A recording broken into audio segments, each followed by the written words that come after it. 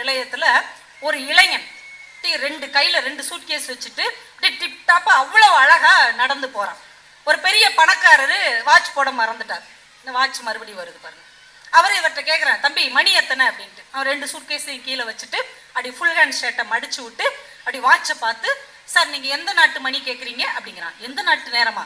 27 நாட்டு நேரம் இந்த வாட்ச் காட்டும், நீங்க எந்த நாட்டு நேரத்தை கேட்குறீங்க? உடனே அவர் சொல்றாரு. அதுல இருந்து அவன் ஃபோன் பண்ணி ஒய்ஃப்ட்ட பேசுறான்.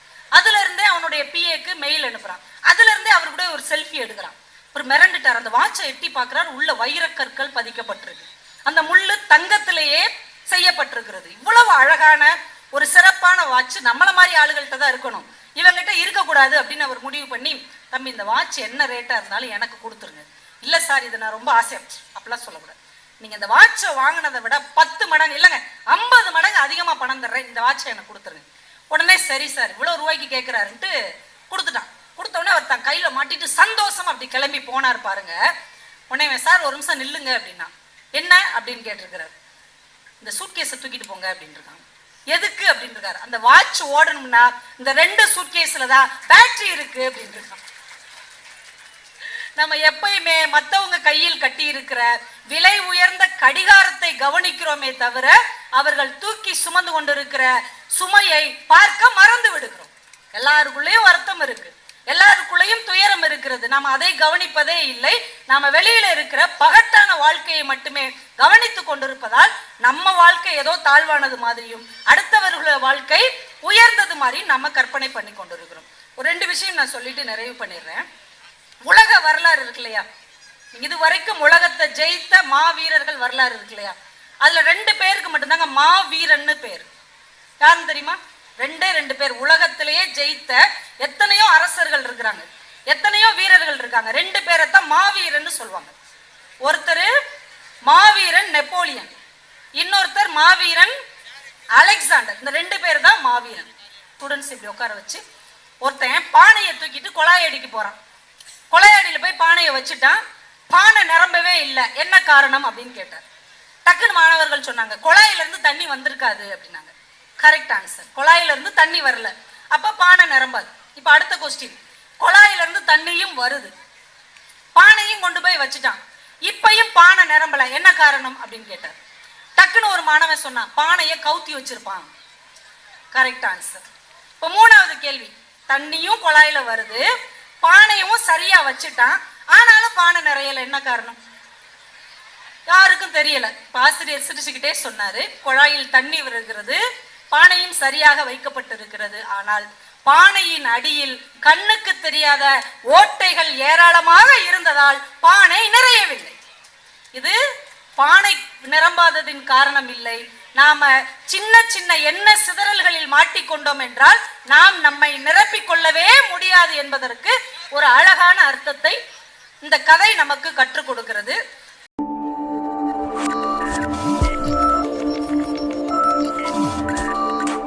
மனிதனுடைய ஒரு வினோத குணம் பாருங்களேன்.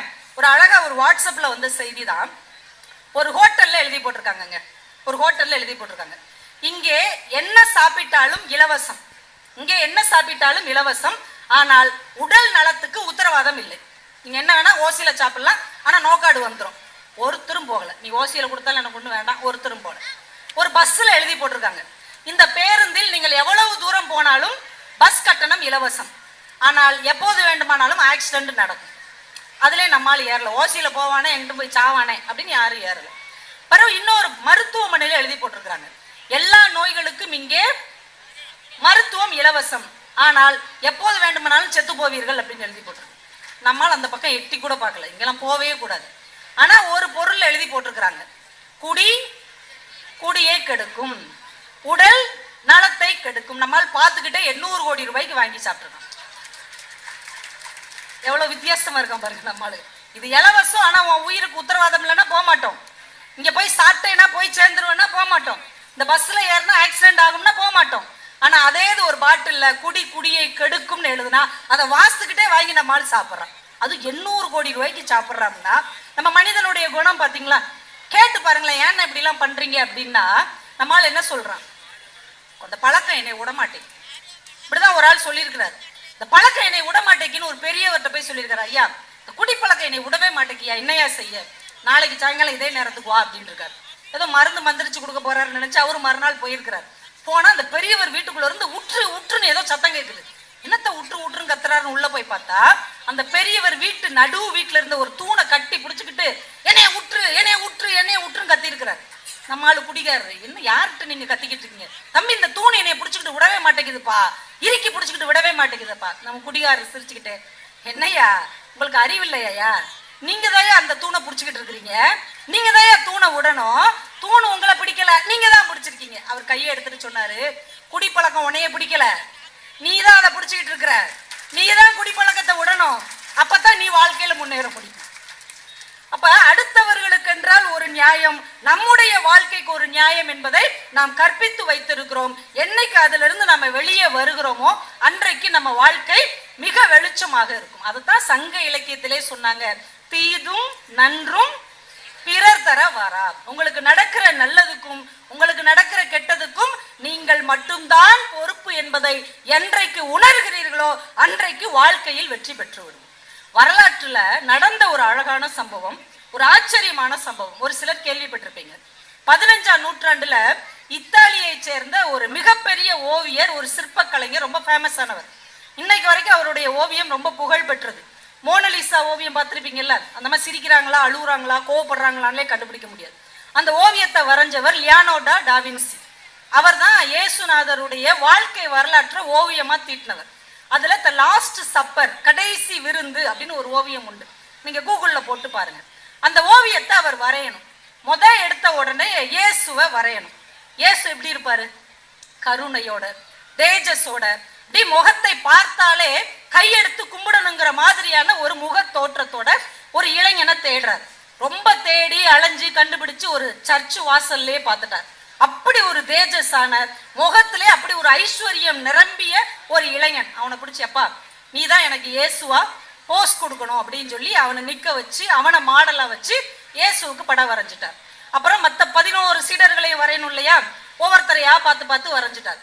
கடைசி யாரை வரையணும்னா இயேசுவை வெறும் 30 காசுக்கு ஒருத்தன் காட்டி கொடுத்தான்ல, யூதாஸ்.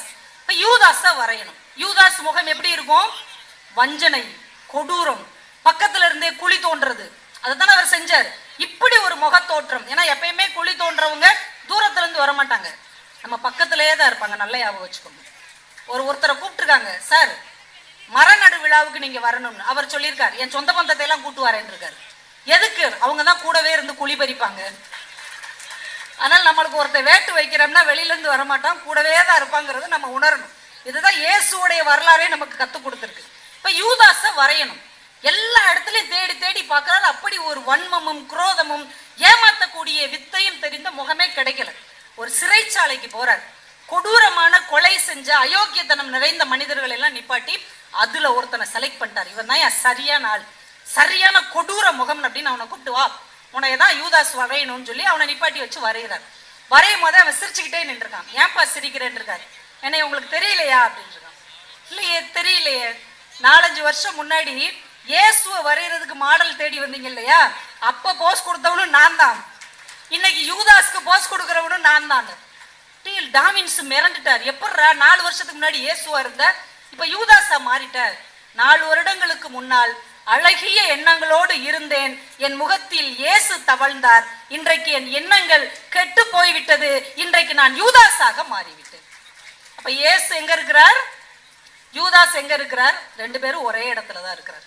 என்றைக்கு நம் எண்ணங்கள் அழகாக இருக்கிறதோ அன்றைக்கு நாம் கடவுளாக இருக்கிறோம். நம் எண்ணங்கள் என்றைக்கு மோசமாக மாறுகிறதோ அன்றைக்கு நாம் வன்மம் நிறைந்தவர்களாக மாறி விடுகிறோம். கமல் சார் சொன்ன மாதிரி தான், கடவுள் பாதி மிருகம் பாதி கலந்து செய்த கலவையாக நாம் இருக்கிறோம். இப்ப கடவுளை வெளியில கொண்டு வரணும், மிருகத்தை துரத்தி விடணும். இதுக்கு என்ன பண்ணலாம்?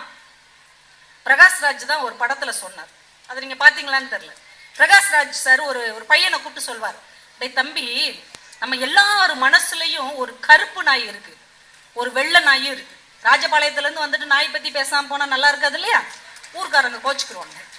நம்ம எல்லாரும் மனசுலயும் கருப்பு நாயும் இருக்கு, வெள்ளை நாயும் இருக்கு. கருப்பு நாய் என்ன தெரியுமா, பேராசை, பொறாமை, வன்மம், குரோதம், பழிவாங்கும் உணர்ச்சி, இது எல்லாமே கருப்பு நாய். வெள்ளை நாய் என்ன தெரியுமா, அன்பு, பாசம், பிரியம், சகிப்புத்தன்மை, விட்டு கொடுக்க கொடுக்கிற குணம், இது எல்லாமே வெள்ளை நாய். ரெண்டுமே நம்ம மனசுக்குள்ள இருக்கும். இப்ப எது வளரும், எது சாகும்? அந்த பையன்கிட்ட கேட்கிறாரு. யாருக்கா பதில் தெரியுமா? இப்ப ரெண்டு நாயுமே நம்ம மனசுக்குள்ள இருக்கு. இப்ப எந்த நாய் வாழும், எந்த நாய் சாகும்? அந்த பையனுக்கு இது மாதிரி ஆன்சர் தெரியாம இப்படியே பார்ப்பான். அவர் அழகா பதில் சொல்வாரு, எந்த நாய்க்கு நீ சோறு போடுறியோ அந்த நாய் வளரும், எந்த நாயை பட்டினி போடுகிறாயோ அந்த நாய் சாகும். இப்ப நம்மக்குள்ள இருக்கிற கடவுள் வெளியில வரணும்னா நம்ம என்ன செய்யணும்? அந்த கடவுள் தன்மைக்கு, நல்ல எண்ணங்களுக்கு தீனி கொடுக்கணும். அப்ப மிருகம் அழியணும்னா மோசமான எண்ணங்களுக்கு பட்டினி போட்டோம் என்றால் நமக்குள்ளே இருக்கிற தெய்வீகம் வளரும். இதுதான் தன்னை அறிவதின் அடையாளம். நம்ம பெரும்பாலும் என்ன நினைச்சிட்டு இருக்கோம்? அடுத்தவங்க நல்லா இருக்கிறாங்க, அடுத்தவங்க தான் சந்தோஷமா இருக்காங்க, நாம தாங்க கஷ்டப்படுறோம் அப்படியே நினைக்கிறோம் இல்லையா? இதுக்கு என்ன காரணம்? அடுத்தவங்களை கவனிச்சுக்கிட்டே இருக்கிறது தான் காரணம். ஒரு அழகான கதை படிச்சேன். லண்டன் ஏர்போர்ட் விமான நிலையத்துல ஒரு இளைஞன் ரெண்டு கையில 2 சூட்கேஸ் வச்சுட்டு டிப் டாப்பா அவ்வளவு அழகா நடந்து போறான். ஒரு பெரிய பணக்காரரு வாட்ச் போட மறந்துட்டார். இந்த வாட்ச் மறுபடியும் வருது பாருங்க. அவர் இவர்கிட்ட கேட்கிறார், தம்பி மணி எத்தனை அப்படின்ட்டு. அவர் 2 சூட்கேஸையும் கீழே வச்சுட்டு அப்படி ஃபுல் ஹேண்ட் ஷர்ட்டை மடிச்சு விட்டு அப்படி வாட்சை பார்த்து, சார் நீங்க எந்த நாட்டு மணி கேட்குறீங்க அப்படிங்கிறான். எந்த நாட்டு நேரமா? 27 நாட்டு நேரம் இந்த வாட்ச் காட்டும், நீங்க எந்த நாட்டு நேரத்தை கேட்குறீங்க? உடனே அவர் சொல்றாரு. அதுல இருந்து அவன் ஃபோன் பண்ணி ஒய்ஃப்ட்ட பேசுறான். அதுல இருந்தே அவனுடைய பிஏக்கு மெயில் அனுப்புறான். அதுல இருந்தே அவரு கூட ஒரு செல்ஃபி எடுக்கிறான். ஒரு மிரண்டுட்டார். அந்த வாட்சை எட்டி பார்க்கிறார். உள்ள வைரக்கற்கள் பதிக்கப்பட்டிருக்கு. அந்த முள்ளு தங்கத்திலேயே செய்யப்பட்டிருக்கிறது. இவ்வளவு அழகான ஒரு சிறப்பான வாட்ச் நம்மள மாதிரி ஆளுகள்கிட்ட தான் இருக்கணும், இவங்கிட்ட இருக்கக்கூடாது அப்படின்னு அவர் முடிவு பண்ணி, தம்பி இந்த வாட்ச் என்ன ரேட்டா இருந்தாலும் எனக்கு கொடுத்துருங்க. இல்ல சார் இது நான் ரொம்ப ஆசை அப்படிலாம் சொல்லக்கூடாது, நீங்க இந்த வாட்சை வாங்கினதை விட 10 மடங்கு இல்லைங்க 50 மடங்கு அதிகமா பணம் தர்றேன், இந்த வாட்சை எனக்கு கொடுத்துருங்க. உடனே சரி சார் இவ்வளவு ரூபாய்க்கு கேட்கிறாருன்ட்டு கொடுத்துட்டான். கொடுத்த உடனே அவர் தன் கையில மாட்டிட்டு சந்தோஷம் அப்படி கிளம்பி போனார் பாருங்க. உடனே சார் ஒரு நிமிஷம் நில்லுங்க அப்படின்னா, என்ன அப்படின்னு கேட்டிருக்கிறார். இந்த சூட்கேஸை தூக்கிட்டு போங்க அப்படின்னு இருக்காங்க. எதுக்கு அப்படின்னு இருக்காரு. அந்த வாட்ச் ஓடணும்னா இந்த 2 சூட்கேஸ்ல தான் பேட்டரி இருக்கு அப்படின்னு இருக்காங்க. நம்ம எப்பயுமே மத்தவங்க கையில் கட்டி இருக்கிற விலை உயர்ந்த கடிகாரத்தை கவனிக்கிறோமே தவிர அவர்கள் தூக்கி சுமந்து கொண்டிருக்கிற சுமையை பார்க்க மறந்து விடுகிறோம். எல்லாருக்குள்ளேயும் வருத்தம் இருக்கு, எல்லாருக்குள்ளேயும் துயரம் இருக்கிறது, நாம அதை கவனிப்பதே இல்லை.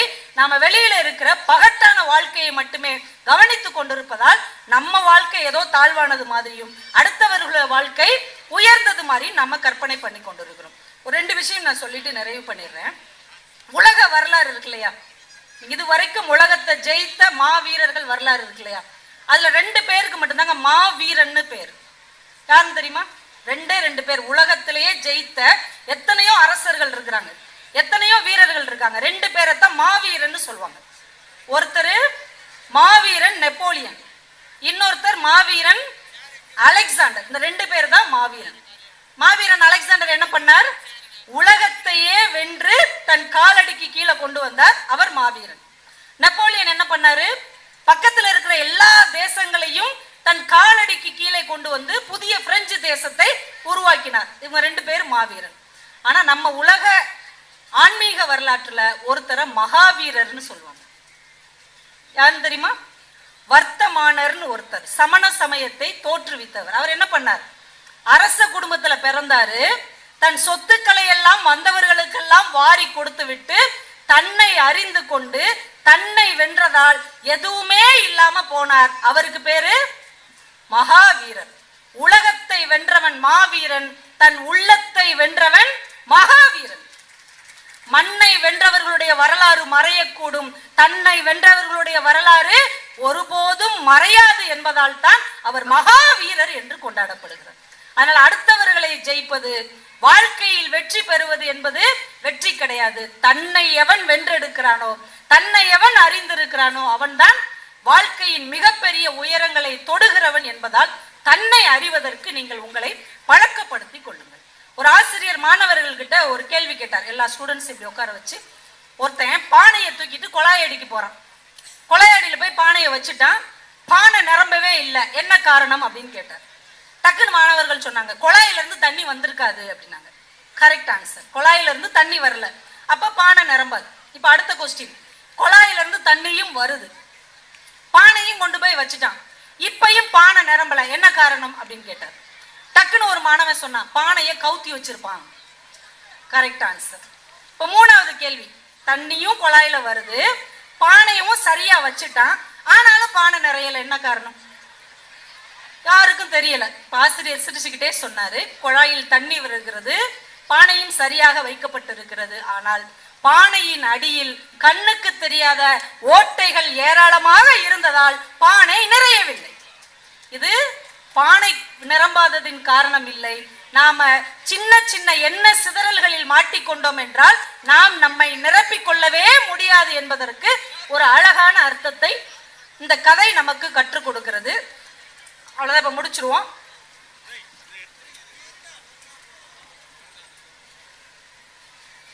நம்ம வாழ்க்கையில என்ன பண்றோம்?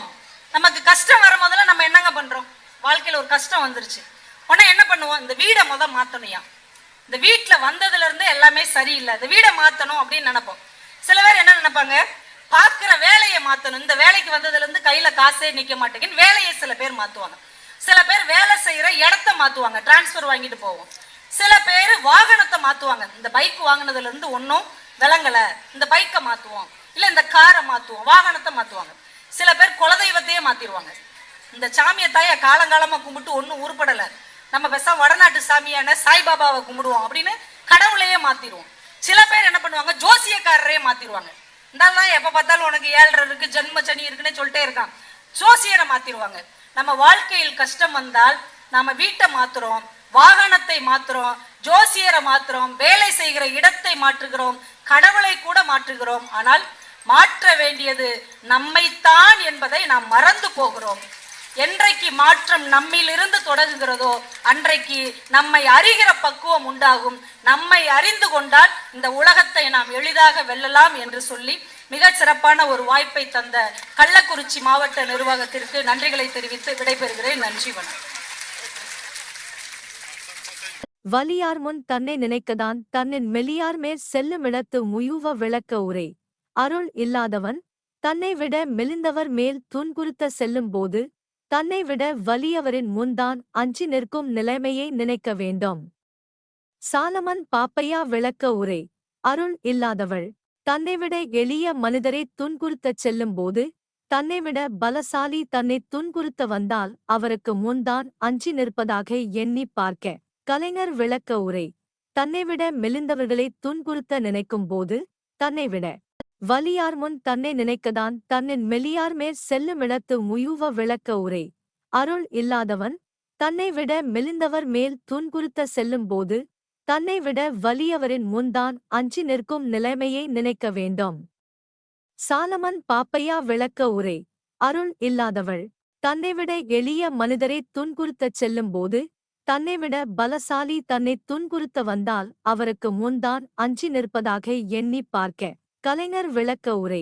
தன்னைவிட மெலிந்தவர்களை துன்புறுத்த நினைக்கும் போது தன்னைவிட வலியார் முன் தன்னை நினைக்கதான் தன்னின் மெலியார் மேற் செல்லுமிடத்து முயுவ விளக்க உரை. அருள் இல்லாதவன் தன்னை விட மெலிந்தவர் மேல் துன்புறுத்த செல்லும்போது தன்னை விட வலியவரின் முன்தான் அஞ்சி நிற்கும் நிலைமையை நினைக்க வேண்டும். சாலமன் பாப்பையா விளக்க உரை. அருள் இல்லாதவள் தன்னைவிட எளிய மனிதரை துன்புறுத்தச் செல்லும்போது தன்னைவிட பலசாலி தன்னை துன்புறுத்த வந்தால் அவருக்கு முன்தான் அஞ்சி நிற்பதாக எண்ணி பார்க்க. கலைஞர் விளக்க உரை. தன்னைவிட மெலிந்தவர்களை துன்புறுத்த நினைக்கும் போது தன்னைவிட வலியார் முன் தன்னை நினைக்கதான் தன்னின் மெலியார் மேற் செல்லுமிடத்து முயுவ விளக்க உரை. அருள் இல்லாதவன் தன்னை விட மெலிந்தவர் மேல் துன்புறுத்த செல்லும்போது தன்னை விட வலியவரின் முன்தான் அஞ்சி நிற்கும் நிலைமையை நினைக்க வேண்டும். சாலமன் பாப்பையா விளக்க உரை. அருள் இல்லாதவள் தன்னைவிட எளிய மனிதரை துன்புறுத்தச் செல்லும்போது தன்னைவிட பலசாலி தன்னை துன்புறுத்த வந்தால் அவருக்கு முன்தான் அஞ்சி நிற்பதாக எண்ணி பார்க்க. கலைஞர் விளக்க உரை. தன்னைவிட மெலிந்தவர்களை துன்புறுத்த நினைக்கும் போது தன்னைவிட வலியார் முன் தன்னை நினைக்கதான் தன்னின் மெலியார் மேற் செல்லுமிடத்து முயுவ விளக்க உரை. அருள் இல்லாதவன் தன்னை விட மெலிந்தவர் மேல் துன்புறுத்த செல்லும்போது தன்னை விட வலியவரின் முன்தான் அஞ்சி நிற்கும் நிலைமையை நினைக்க வேண்டும். சாலமன் பாப்பையா விளக்க உரை. அருள் இல்லாதவள் தன்னைவிட எளிய மனிதரை துன்புறுத்தச் செல்லும்போது தன்னைவிட பலசாலி தன்னை துன்புறுத்த வந்தால் அவருக்கு முன்தான் அஞ்சி நிற்பதாக எண்ணி பார்க்க. கலைஞர் விளக்க உரை. தன்னைவிட மெலிந்தவர்களை துன்புறுத்த நினைக்கும் போது தன்னைவிட